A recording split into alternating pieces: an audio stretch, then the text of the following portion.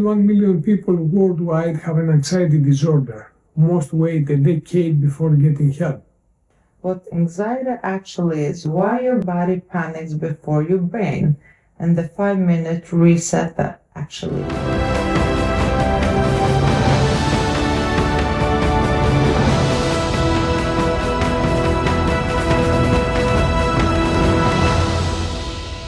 Hey Lena, listen, here is a number that should stop you in your tracks.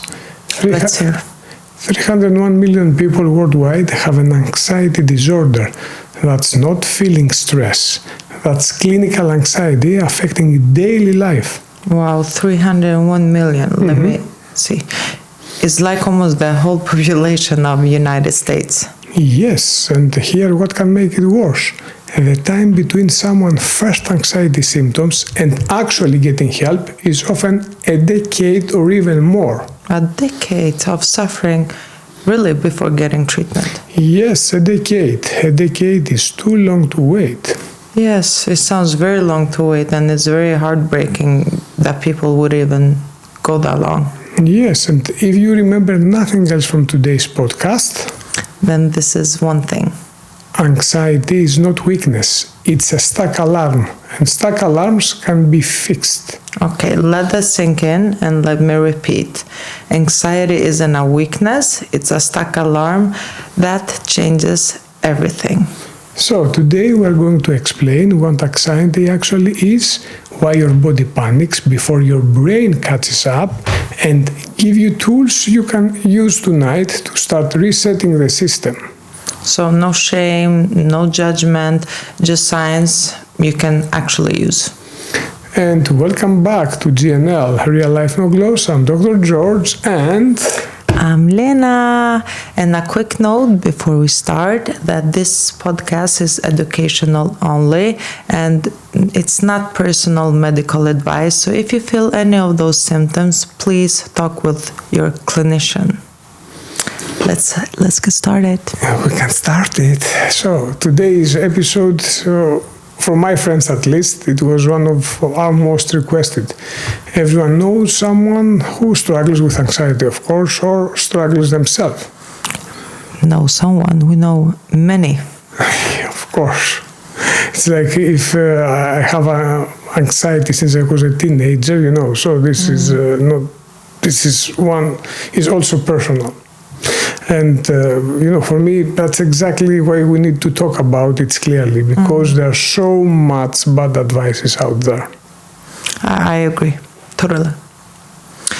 But I also, including me, I have had anxiety since I was a teenager, so this is also very personal for me and a very hot topic because I believe that most of the people during life have felt anxiety once or several times. So let's start. Good, let's start. So, start the questions, Lena. Wait, just relax, stop overthinking and think positive. What do you say? That none of which actually works, because they are all assume anxiety is a thinking problem, which is not. It's body first or thoughts are coming second. So repeating body first, thoughts second, that's the key insight. Yes, and now I want to be upfront about something. Anxiety is not my clinical specialty. Of course, I'm a surgeon, I'm not a psychiatrist, but as a doctor, I can read the evidence, and I have spoken with colleagues in psychiatry and neuroscience extensively about that topic. And of course, I meet a lot of people that they are coming with anxiety in my clinical practice. And that's actually why I trust this more. You are not selling like a method, but we are really speaking about the evidence and the science. Of course, and let's explain why and what actually helps. Go ahead. Okay, and by the way, if you are listening to our inflammation episode, episode 8, you already know that chronic stress creates a silent fire in your body. Anxiety is one of the biggest drivers of that fire. George, let's start to the beginning. What is anxiety really? Because people use the word for everything from I'm nervous about presentation to I can't leave my house? Let's start. It's a great question to start. So let me put it simply. Anxiety is your body's alarm system, which is stuck on their own position. Think like this. Every human has a built-in alarm system, the fight or flight response. When you face real danger, for example, this system floods your body with adrenaline and cortisol. So your heart starts racing, your breathing quickness, your blood flows to your muscles, and you are ready to fight or flight, run. And of course, that sounds useful when there is actually danger. Basically, it's essential. This system had kept humans alive for hundreds of thousands of years. And the problem is when it fires without real dangers. And when it fires and you will not turn off. Okay, hold on. Let's explain this again, but to somebody that did not go to medical school. Okay, we will use the same example. Imagine your smoke alarm going off every time you make a toast. Okay? So the alarm works perfectly, but it's just responding to the wrong signals. Anxiety, as we told before, is not weakness, it's a stuck alarm. So when you have this alarm doesn't go off, you have anxiety. Okay, I will repeat this again. Anxiety isn't a weakness. It's stuck alarm that reframe its power. So, anxiety versus fear. What's the difference between anxiety, fear, and stress? People use them interchangeable. They are related but different. I think fear is a response to a specific present threat. Like you see a spider, a car that serves towards to you. You feel the fear. It's immediate and proportional. Okay? So stress is a response to external pressure. For example, I have a deadline, difficult conversations tomorrow. I have too much on you have too much on your plate. When you remove the stressor, and the stress, then probably I say probably because you have to take out all the stressors that we have nowadays. But when you remove the stressor, the stress typically reduces. So stress has a cause. Anxiety has a pattern. Stress has a cause. Anxiety has a pattern. I never heard it explained that way. Yes, because anxiety is the alarm firing without a clear present threat. Or you can say staying on long after the threat is gone. It's future focused. What if, like thinking. And if often comes with physical symptoms, that feels like a real emergency. What kind of physical symptoms? You have the racing heart, like a chest tightening, shortness of breath, sweating, trembling. Some people, they have nausea, dizziness, muscle tension, feeling like you are going to pass out or die, like those physical symptoms. And of course, it sounds terrifying. No wonder people think they are having a heart attack. Many people with panic attacks end up in emergency rooms convinced that they are dying. The physical sensations are real. They are just being generated by an alarm system, not an actual emergency, especially young people. So is it a myth? Anxiety is all in your head? Yes, anxiety produces real physical symptoms. It starts in the body, not just the mind. How common is this really? You said 301 million, I think, but what does that look like? Anxiety disorders are the most common mental health condition worldwide. Because usually we use the United States, because we make this in English, it's about 19% of adults have an anxiety disorders in any given year. That's near 1 to 5. 1 to 5? Yes. And a woman are nearly twice as likely to be affected as a man. Anxiety also often starts young. Specific phobias and separation anxiety can begin as early as age like 7 or 11 to 11. Wow, 7 to 11. So we are talking about kids walking around feeling all of this. Yes, many are. And without treatment, anxiety tends to persist.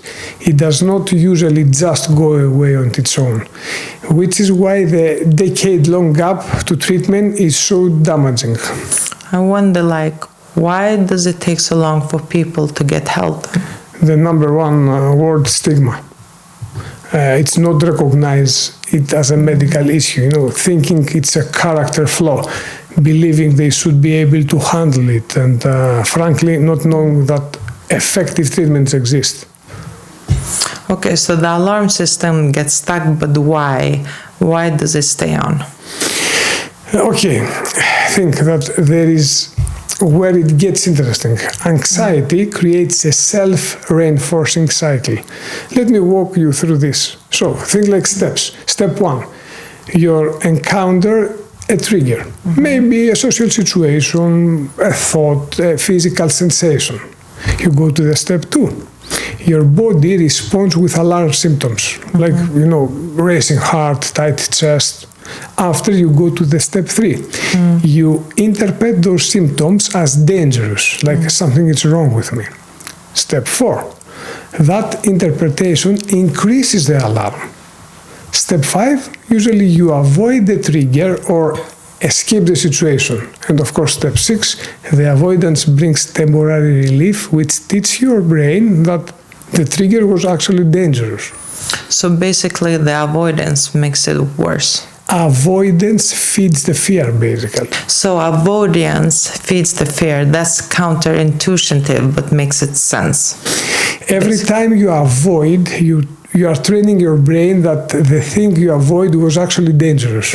The alarm gets more, I can say, sensitive, okay? Like, not less. So, a myth. Avoiding triggers protects you from anxiety. But the reality is that avoidance trains your brain the trigger is dangerous, making anxiety worse over time. Okay, what actually happens in your brain and body when anxiety becomes chronic? Okay, first, when we are talking about the word chronic, usually this is some months, okay? Officially, you use most of the time more than 3 months. Well, we have several things. First, the amygdala, it's your brain's threat detection center, usually becomes hypersensitivity. It starts flagging things as dangerous that are not actually threats. And second, your baseline stress hormones stay elevated. Typically cortisol, which should spike and return to baseline, stays chronically elevated. And third thing, that your nervous system gets stuck in sympathetic dominance, the fight or flight, which it's activated while the rest and digest, the parasympathetic branch stays, suppressed. And that affects like everything? Thing that affects sleep, digestion, immune functions, concentrations, mood. Chronic anxiety is not just uncomfortable, it affects your whole physiology. So you keep on emphasizing the body. Why is it so important? Here is what changed my understanding on anxiety. Approximately 80% of the fibers in the vagus nerve, the main nerve that connects your body and the brain, carry signals from the body to the brain, okay? Not the other way around. Okay, wait. So the body is talking to the brain more than the brain is talking to the body. That's like finding out your phone has been sending text without you knowing. Basically, your body talks louder than your brain. Okay, so your body talks louder than your brain. That explains a lot. That's why it does not think positive, like it doesn't work. If your body is sending alarm signals, your brain will feel anxious regardless of what you are trying to think. You have to change the body signals first. So the solution is not to think differently, it's to signal safety to the body. Exactly, that's the body. That's why they use the body first approach. Of course, we can talk a lot about the thinking and how you think, but for example, when you have a panic attack, you never think. You think that you are dying. Tell me something. What is the biggest mistake people make when trying to manage their anxiety? I believe that the mistake number one is to trying to think your way out of a physical state. Like people try to argue with their anxiety. There is nothing to worry about, this is irrational, it should feel this way or it should not feel this way, but you can't reason without an alarm system, okay? So you can't think your way out of fight or flight. Okay, you can't think your way out of fight and flight. That's why positive thinking feels useless during panic attack. Is that correct? The thinking brain, the prefrontal cortex, actually goes partially offline when the alarm system is activated. You are trying to use the part of your brain that's been temporarily disabled, okay? And here you make the avoidance, okay? That this is the mistake number 2. Avoidance, we convert this. Every time you avoid, you reinforce the fear. Okay, but avoidance feels so good in the moment, maybe. Of course. Like I've canceled plans so many times because my brain convinced me to stay home was self-care, wasn't it? That's the trap, basically. The short-term relief is real, but the long-term, your world gets smaller. You avoid more and more situations. The anxiety does not decrease. It just finds new triggers. This is the problem. And usually, we're coming to the number 3 mistake, excessive reassurance seeking. I am going to be okay. Question mark. Is this dangerous? Question mark. Tell me everything will be fine. Okay, wait.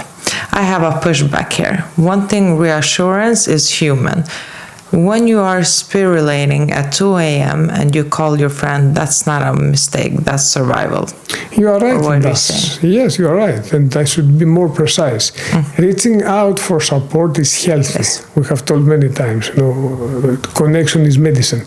That's connection, not reassurance seeking. What I'm talking about is the pattern. When you need someone to tell you specific, it's fine, multiple times per day, every day, and you can't function without it, that's when it becomes another form of avoidance. You are outsourcing your ability to tolerate the uncertainty. Right. And that distinction matters. Reaching out once is connection, needing it on repeat, it's a pattern. Exactly. And each reassurance only provides temporary relief before the doubt returns. And now we are coming to the next mistake. For me, it's number 4. It's fighting the feeling, tensing against anxiety, trying to suppress it. I refuse to feel this way, etc. And why doesn't that work? Because resistance creates persistence. When you fight anxiety, you are sending your brain the message that the feeling is dangerous, which increases the alarm. The counterintuitive truth is that allowing the feeling helps it to pass faster. So a myth, fighting anxiety makes it go away? Resistance increases the alarm signal. Allowing the feeling helps it, it passes faster. So what should people do instead? We are going to cover, like we will take a small protocol, but the short answer is change the body signals, not only the thoughts or not just the thoughts. Allow the feeling instead of fighting. Many people, they fight the feeling and gradually approach what your fear instead of avoiding. Okay. Earlier you mentioned the vagus nerve. Explain that for people who haven't heard of it. I think the vagus nerve, basically I have said it many times now, the last months in internet. The vagus nerve is the main highway between your brain and your body. It runs basically from your brainstem down through your neck, heart, lungs, and guts. And it's the primary nerve of your parasympathetic nervous system, the rest and digest. Okay? So the vagus nerve is your calm down switch. Okay, the vagus nerve is your calm down switch, and we can activate it. Yes, and when you stimulate the vagus nerve, you send safety signals to your brain. When you have activated, usually the heart rate slows, the breathing goes lower, the alarm system dials down. But here is something that it's an uncomfortable truth about anxiety. think that most people want a pill or a hack that makes anxiety to disappear. And of course, I understand this. Many people, they do the same for the pain. Give me something, decrease the pain. But the most effective treatment for anxiety is doing the thing that makes you anxious. Of course, this is gradually, safely, repeatedly. There is no shortcut around discomfort. The way out is, through. It's the only way. That's pretty hard to hear, like, seriously. It was very honest of you to tell, but... It's the most important thing, I will say today. Tools like breathing and cold exposure help manage the alarm. But long-term, I will repeat, long-term freedom from anxiety comes from teaching your brain that the things you fear are survivable. And that requires exposure. Of course, I meditate, I love about, visualization and all of that thing. But here we are talking about a long term. So everyone talks about breathing for anxiety, but is it actually proven, or is it one of those things everybody just repeats? This one has strong evidence. They had a Stanford study, 2023, and they found the citing, like a specific breathing pattern, which reduced the anxiety more than, you can say, meditation in a head-to-head comparison. But because I meditate, there are many people that they start the meditation by focus in breathing. So, depends now which meditation, but long discussion for another podcast probably. Okay, more than meditation, what is cyclic sighting?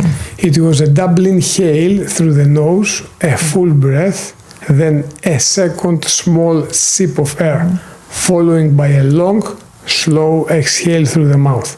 The extended exhale is the key. When somebody have panic attacks, and I know this because I had since I was, I think, 17. The most important thing that I've learned when I was 17, when I was speaking with a psychologist, it was like, take out all the air and push it more.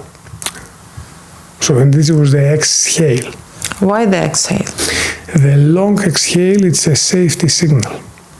Long exhale means safety signal. That's the mechanism. Yes. Think, when you exhale slowly, you stimulate the vagus nerve and shift your nervous system towards to the parasympathetic, the rest and digest state. 5 minutes of this can measurably reduce anxiety. I think I do it unconsciously when I get nervous or when the children, it's too much. Many just breathe it out. People, yes. The difference here is that many people, if you see them when they're stressed, they do this pattern. The difference here is that you have to breathe deep, to take a very deep breath, and after to push out all the air, not like and stop, push out. So 5 minutes of breathing beats like 30 minutes of worrying. I'm putting that on my bathroom mirror. Yes, right. I can write it, don't worry. So I repeat it, 5 minutes of breathing beats 30 minutes of worrying. And that's the trade people should make, at least 5 minutes. Okay, tell me, are there other ways to stimulate the vagus nerve? There were several ways. One, it's the cold exposure. Even just cold water on your face activates the dive reflex, it's called, and stimulates the vagus nerve. The mechanism is physiologically, sounds through large clinical trials for anxiety. Specifically are still limited. For me, I don't like this, basically. Cold water. Warm vagus. Yes. My shower just became therapy, except from that I shower in very warm water. Yeah. Once you ask me, are you preparing for hell? I don't know. Usually you use too hot water, the most of the woman, but you no. But okay, I take it. Cold water, warm vagus. Yes. Okay? So, yes, and sometimes make also a gentle exercise, with the breathing. And there is also another one, the gargling. can stimulate the vagus nerve because it innervates the throat muscles. But it's like think like a gentle exercise. So basically, somebody having anxiety could hum or splash cold water in the face. Yes, and both are legitimate tools. They work through physiology, not positive thinking. Okay. Despite that, you know how much I love the positive thinking, but here we're talking about tools that are working. So give us a practical protocol. What should someone do when anxiety hits you? We'd start training. Okay, we can make a 5 minutes anxiety reset. Okay, here we always say body first. Okay, step 1, orient it. Look around the room and name 5 things that you can see. Okay, this activates the looking for safety part on your brain.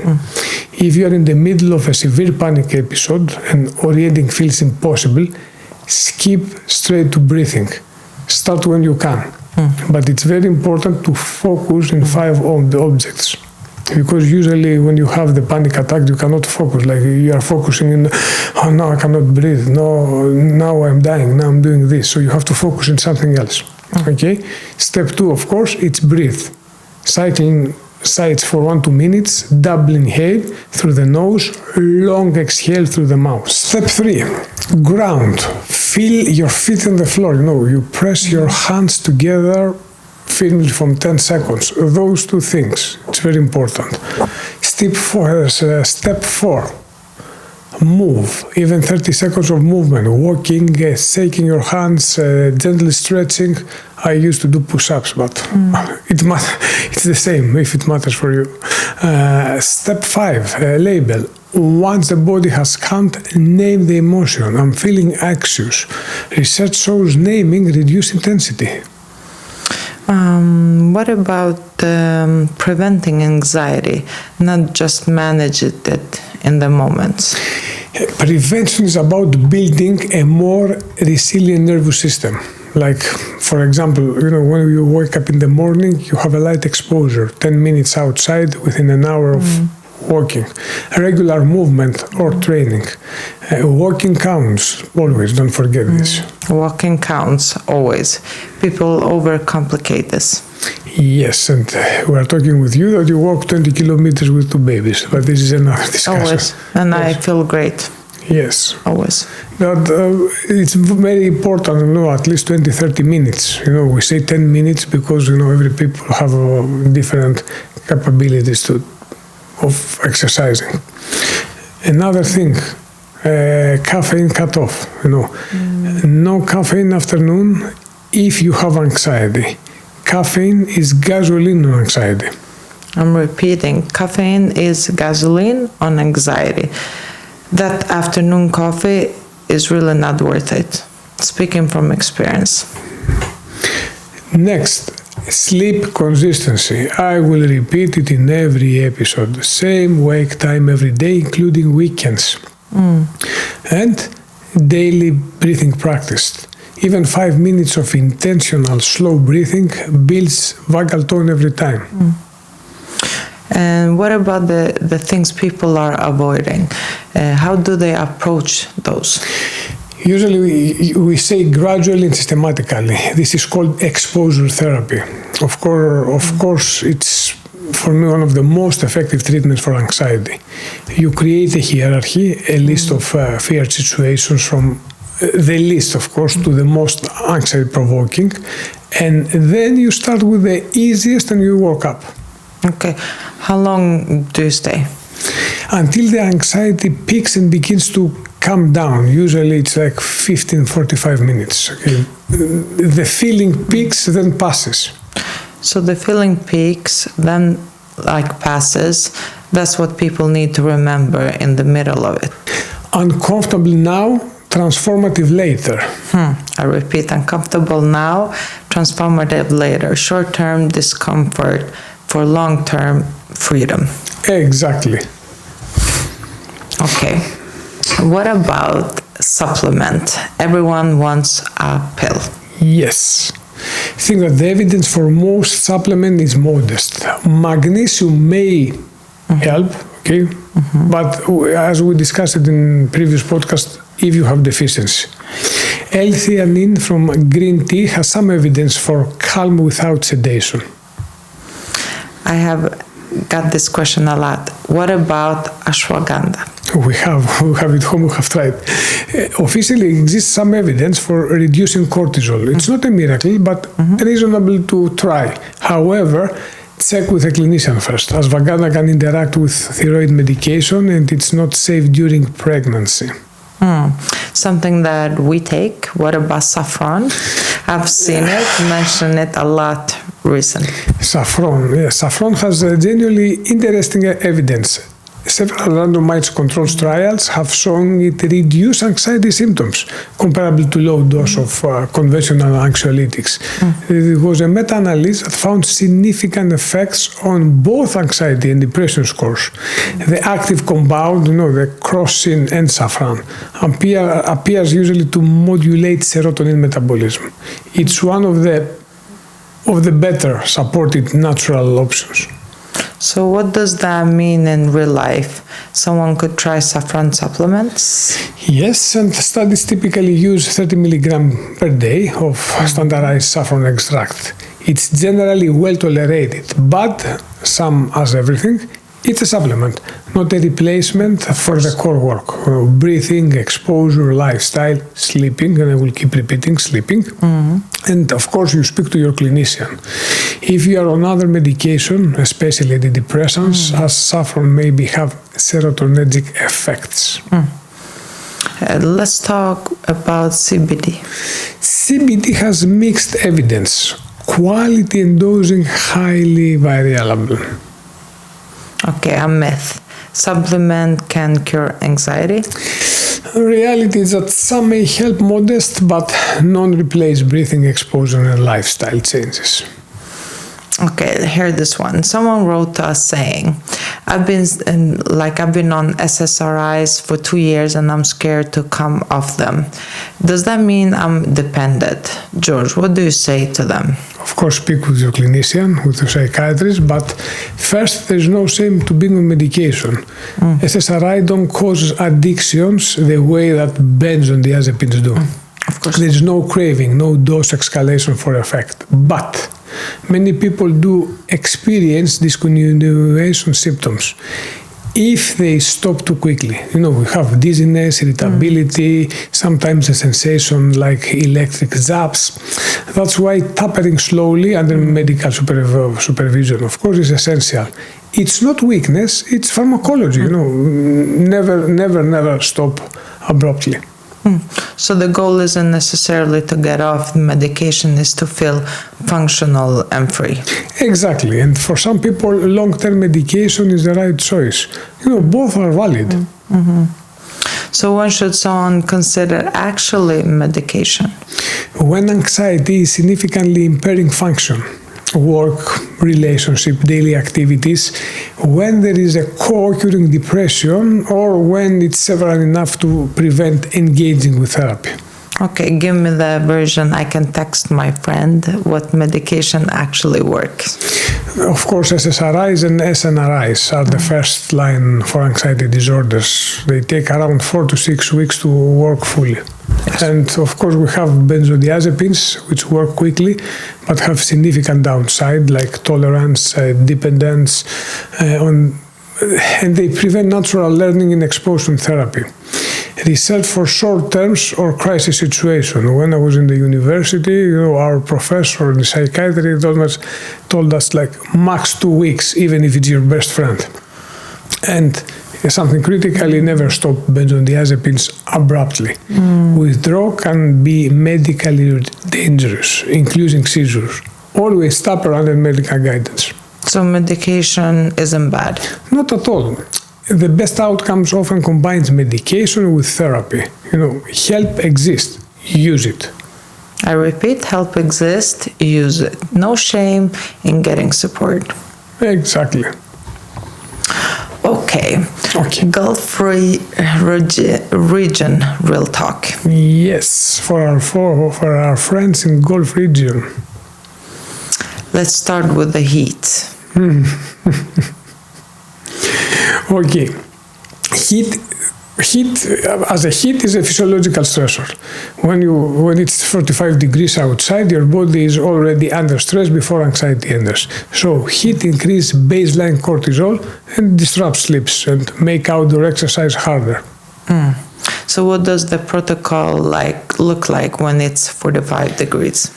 Usually morning light before 7 a.m. or through a window. Okay. Or you exercise always with in an air condition, but in the Gulf region they exist almost everywhere. Hydration matters more than people think. Even mild dehydration increases anxiety symptoms, and cold exposure is actually easier. A cold shower in Gulf summer is still pretty cold. So let's talk about Ramadan. Okay, fasting affects anxiety in both directions. Some feel calmer with structure. Others struggle with blood sugar and sleep changes. Three things could cover the medication timing of your doctor, balance iftar, protein and complex carbs first, not just sugar, and protect your sleep. Social anxiety. This is a huge in Gulf culture. The gathering, the expectation, the events that you can't skip. The exposure principles still apply, but the hierarchy looks different. You can't always avoid the family gathering, and actually that's a gift for recovery. The exposure is built into the culture, but as I told you, start with lower stakes gathering. Stay for a defined time, have an exit plan, and practice the 5 minutes reset before you walk in. Schedule your worry. Don't let it schedule you. It's very important. And some people, for example, they have agoraphobia when they go out and there are too many people. It's the same. Schedule your worry. I'm laughing with you. Schedule your worry. Don't let this schedule you. Yes. One more thing. There is a stigma around mental health in the Gulf that we need to name. Saying I have anxiety still feels harder than saying I have diabetes. And that stigma extends the gap between symptoms and treatment. If you are listening from the Gulf area, there is nothing weak about anxiety. The same also in Balkan, in our countries. It was always a stigma. And there is nothing shameful about getting help. Of course not. I totally agree. Like in Balkan, it was very, he has anxiety, he has stress. All the names that people they got. In Balkan, you spoke about it after marriage with your husband. For the first time. Usually they hide you. If you were a child with anxiety, they hide you, in the gathering, But it's the reality, it's the reality. Hiding in the closet, smile when they come. No. Okay, George, let's go to the rapid fire. Are you ready? Let's go. Does exercise help anxiety? Of course, and it's strong evidence, both acute and long term. I told you I was, when I had the panic attacks when I was younger, I was making push-ups. It was funny, but it was working. And, when you're sitting... Where are your muscles? Yes, I tried. After the marriage, I lost them all, You're not depressed anymore. That's a good... you don't have time, to get depressed, after the marriage. You run so much. That's a good sign. Yeah. But don't forget on the episode we talk that you can have everything and still be depressed. Don't ever forget this. Okay. We go back to, we have the strong evidence of the exercise, both acute and long term.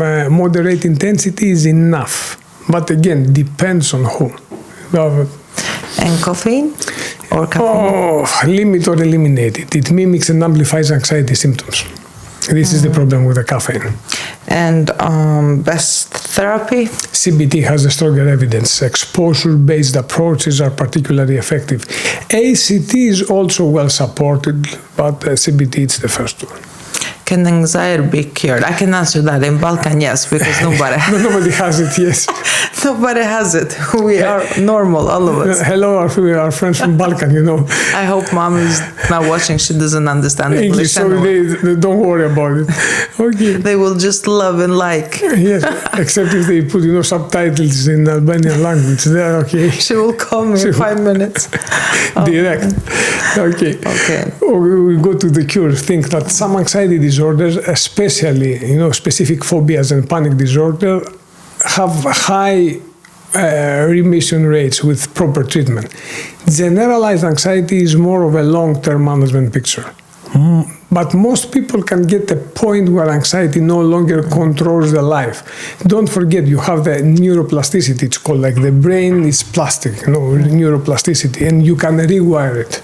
Okay, the brain is plastic, you can rewire it, that's a hope. Don't break it only, don't think that it's plastic, it's called neuroplasticity. Yeah. Another listener asked also, I get anxious about being anxious. Is that a thing? Of course, it's very much a thing. It's called anxiety sensitivity. The fear of anxiety symptoms themselves. Some treatments is you learn that the sensations are uncomfortable but not dangerous. The feeling peaks and then passes. Does anxiety run in families? There is a genetic component, especially in Balkans. Now we have to make fun of this. We have very bad genetics, you and me. I hope our children will be good with our genetics. They are overactive, both of them. So we know I that will they make got them something. walk 30,000 steps a day from the But they're working, and after they are coming home and jumping around. So I think that in the genetic components, they have twin studies suggest around, I think, 30 or 40% of the risk that may be heritable, depending on the type. Panic disorders tends to be higher, and specific phobias is a little bit lower. But genetic loads the gun, environmental pulls the trigger. Don't forget this. Genetic loads the gun, and environment pulls the trigger. Yeah. What about alcohol for anxiety? It's a short-term relief, long-term worsening. We discussed in the previous podcast. Alcohol disrupts also sleep, increase rebound anxiety. It's not recommended. Not recommended. A drink takes the edge off. Yes, and basically that was a myth. Alcohol worsens anxiety in long-term through rebound effect. Exactly. So when should someone get professional help? Like immediately? Okay, we have several situations, like, of course, panic attacks, frequent, intense, or causing significant avoidance. Okay, anxiety is so severe that you cannot work on functions day to day. Thoughts of self-harm or suicide, this requires immediately help. PTSD symptoms like flashbacks, nightmares after trauma, this needs specialized treatment. Anxiety not responding to several weeks of consistent self-help, okay? And of course, if you have a depression, like co-occurring depression. What's the first step? Always start with your primary care doctor. They can assess, rule out medical causes, and refer. Many effective treatments exist, don't wait a decade. And, for me, the most important is speak to your clinician. Don't be afraid. So, Lena, we start with my or your takeaway? Well, It's your call. Anxiety isn't a weakness. I can start with that. It's a stuck alarm. I will repeat this one more time. That needs to be on everyone's wall. So my take would be, I've lived this. The racing heart at 3 a.m. The dread before social events. The constant what ifs. What changes for me was understanding that my body was trying just like to protect me. It just needed recalibrating. So, body first, thought seconds, start with the breathing, the mind will follow. I think this is my takeoff. Okay, perfect. My take as a surgeon, usually I meet a lot of people, and when they are most vulnerable on the operating table or the recovery rooms. But what I have learned from my clinical practice, from colleagues in psychiatry, from literature, that anxiety is not character flaw. It's a nervous system stuck in alarm mode. The solution is not to think differently, despite that, that I believe a lot in this, but it's to signal safety to the body first. And the tool exists. The treatment works. Anxiety is not weakness. It's a stuck alarm, and stuck alarms can be fixed. So don't forget. Also, like one more thing, I wish a new moment, like for today. I wish that I know that avoidance was making everything worse. For years I thought like canceling my plans was protecting myself. If I thought staying in my comfort zone was smart. But every time I avoided something, my world got a little bit smaller for each time. If I could go back to tell the younger me one thing, it would be the feeling peaks, then it passes.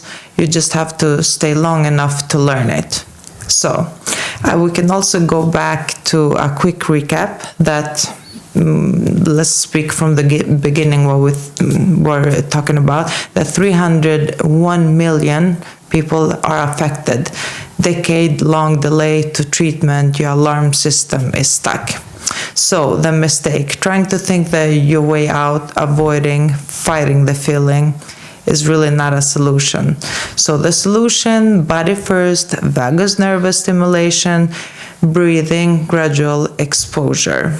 And the protocol 5-minute reset when anxiety hits. Daily foundation to build resilience. The law, anxiety isn't a weakness, it's stuck alarm. Body first, thought second. Long exhale, safety signal. What are you saying, George? If you remember nothing else, again, we will repeat the same thing. Anxiety is not a weakness, it's a stuck alarm. And, Lena? Start here and build from here. Yes. So if this helped, share this with someone that maybe struggled with this, or you might just change their life. Perfect. So we see you in our next episode. Yes? And I also have to say that some of what we found about actually causing breakouts and aging surprised me, even me though. You'll want to hear this. Until then, breathe long, move daily, and remember your body is trying to protect you. It just needs like better information. Perfect. See you next time. See you. Bye-bye. Bye-bye.